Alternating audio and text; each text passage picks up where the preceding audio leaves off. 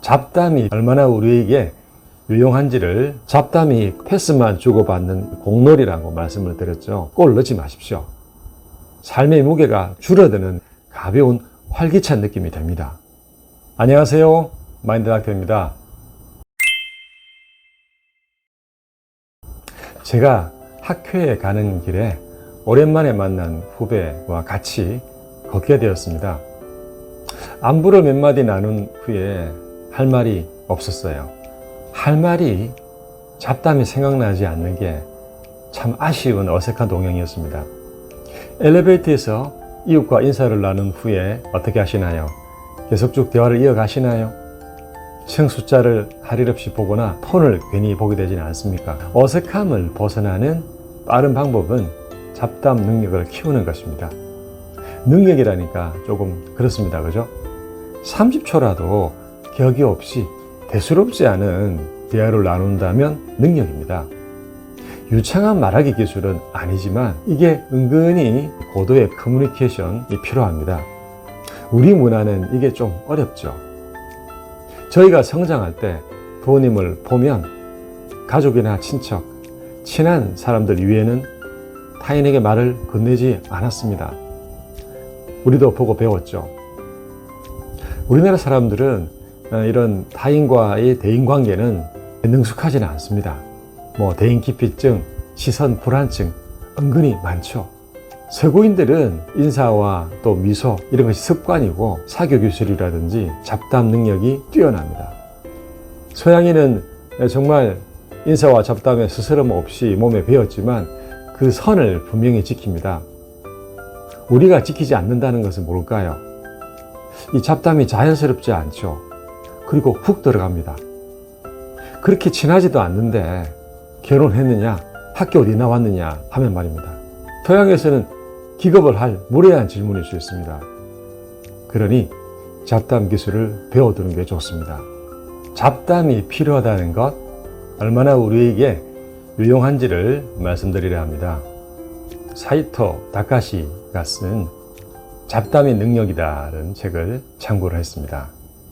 먼저 칭찬으로 시작을 하는 것이죠. 이러한 칭찬은 용건이 아니고 아첨은 더더욱 아닙니다. 비아냥으로도 들리지 않게 해야 하며 분위기와 대화를 이어나가기 위한 조미료에 불과한 것이죠. 두 번째로 상대가 한 말에 질문으로 받는 것이 요령입니다. 입담이 부족한 사람일수록 그 말에 대해 질문으로 이어가는 것이 편합니다. 반려견으로 이야기를 시작했다면 저희 집에도 강아지가 하나 있어요 라는 자신의 이야기보다는 어떤 종의 반려견인가요? 라고 질문으로 이어가는 것이죠. 상대에게 대화의 주도권을 주는 것이 분위기도 고조되어 좋습니다. 토론으로 상대를 이기려는 게 아니니까 질문하면서 이 리액션을 잘 해주는 것이 가장 편하고 지혜로운 잡담 방법이라고 이 책에는 말하고 있습니다. 세 번째, 골보다 패스를 하자. 이 질문 위주로 해도 결국은 자신의 이야기를 해야겠죠. 축구에서 골 점유율처럼 이 상대가 말하는 점유율과 내가 말하는 비율을 유연하게 조절하는 것이 필요합니다. 좀 편하게 상대에게 점유율을 60 이상을 줄 때가 있고 내가 좋아하는 화제일 때는 나의 말로 그라운드를 좀 누벼도 됩니다. 이 중요한 것은 슛, 즉 결론을 내리는 것은 잡담의 목표가 아니죠. 서로 패스를 주고받으며 이 대화를 무르익게 펼쳐가는 것이 목표지 않습니까? 골 넣지 마십시오. 네 번째, 이 말에서 거미줄을 치듯이 좀 이어나가는 것입니다. 한 가지 화제를 탐구하는 것이 잡담은 아니죠. 이 나온 화제에서 연상되는 다른 화제로 자연스럽게 알을 까며 이어나가는 겁니다. 갑자기 전혀 다른 이야기로 건너뛰는 것이 아니라 꼬리를 무는 연상작용으로 비슷한 화제로 비껴가도록 하는 것이죠. 처음에 무슨 말로 시작했더라? 이런 기억이 나지 않게 연상으로 이어나가는 대화가 정말 좋은 잡담입니다.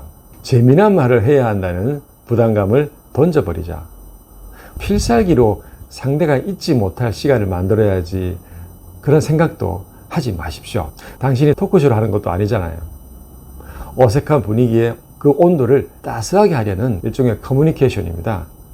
칭찬하고 질문하고 리액션 분명히 보여주고 웃는 표정으로 그냥 이어나가는 그러한 시간입니다. 그래서 결론이 뭐죠? 어쩌자는 거죠? 이런 말만 하지 마시기 바랍니다. 6번째, 질문에 플러스 알파, 즉 살을 좀 보태서 돌려주는 말의 놀이, 이러한 기술이 좀 필요합니다. 잡담이 골을 넣는 경기가 아니라 패스만 주고받는 이러한 공놀이라고 말씀을 드렸죠. 던지고 받는 캐치볼인 거죠. 그런데 질문에 네, 아니요, 뭐 일문일답만 있어는 곤란하죠. 취미가 뭐냐는 질문에 뭐 별거 없어요 라고 말하는 것은 공을 받아서 꼭 치고 다시 던져주지 않는 것이니 공놀이는 중단됩니다. 날씨가 추우니 그냥 유튜브 보는 것이 좋더라고요. 요즘은 세바시 같은 그러한 강의, 동영상이 재미있더군요. 혹시 즐겨보시는 유튜브 좀 있으세요? 라고까지 하며 공을 돌려준다면 그 공으로 다시 잡담놀이는 이어질 수 있겠죠. 7번째, 30초도 이게 쉬운 게 아니라 자기만의 레파토리를 만들어 보는 게 좋습니다. 날씨 이야기는 우리가 가장 흔히 하는 잡담 1단계죠. 10초 이상 대화를 이어나가려면 최소한 한 5가지 정도의 루틴을 만들어 두는 것이 편합니다. 갑자기 만나면 이런 공통의 관심사나 화제가 없는 경우가 대부분이죠. 최근에 보았던 화제인 뉴스나 스포츠 소식, 또 뭐 다른 지방의 폭설과 또 우리가 사는 곳에도 이어질 그러한 내용 등등, 이러한 자연스러운 것들이 좋습니다. 그죠? 뭐 특별한 궁리할 것도 없이 그냥 패스를 하는 것이니까요. 가장 편한 것 중에 하나가 가벼운 칭찬이라고 말씀을 드렸었죠. 오늘 넥타이가 잘 어울리시네요. 아이가 건강하게 벌써 많이 자랐네요. 이렇게 상대를 살피는 것에서 시작하는 것이니 자신의 지도를 그려 놓아두는 것이 좋습니다. 8번째, 지도란 자주 만나는 이웃이나 거래처 사람들이나 내 주위 사람들이 좋아하는 리스트를 말합니다. A씨는 골프를 좋아하니 요즘 잘 나가는 골프 선수나 경기 결과를 물어보는 게 좋겠죠. B씨는 맛집을 좋아하니 최근에 가본 그러한 핫한 맛집을 좀 물어보고요. C씨는 아이들이 아직 어리니 육아나 좋은 놀이공원들에 대한 대화를 시작하는 겁니다.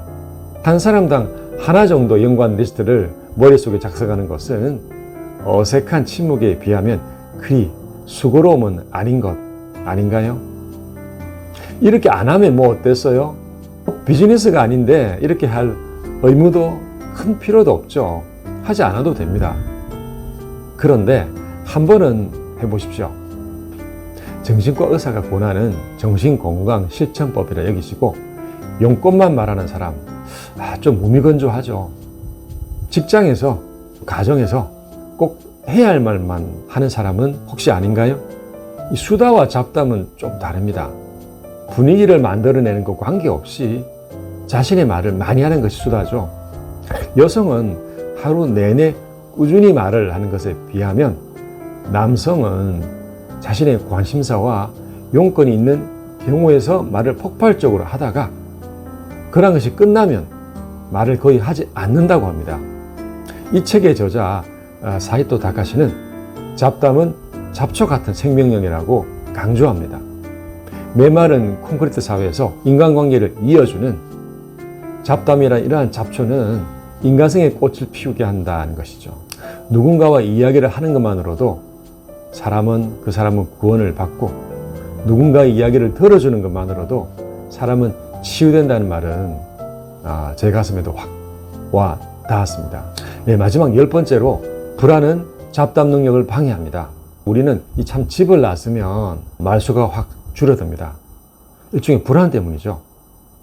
잡담은 자신의 하루를, 관계를 부드럽게 하는 윤활유입니다.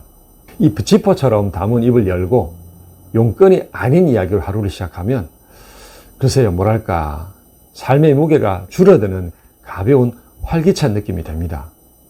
여러분, 엿기를 들 때 바닥에서 이렇게 들어 올리는 것보다 허리 높이에서 번쩍 쉽게 들어 올려지죠.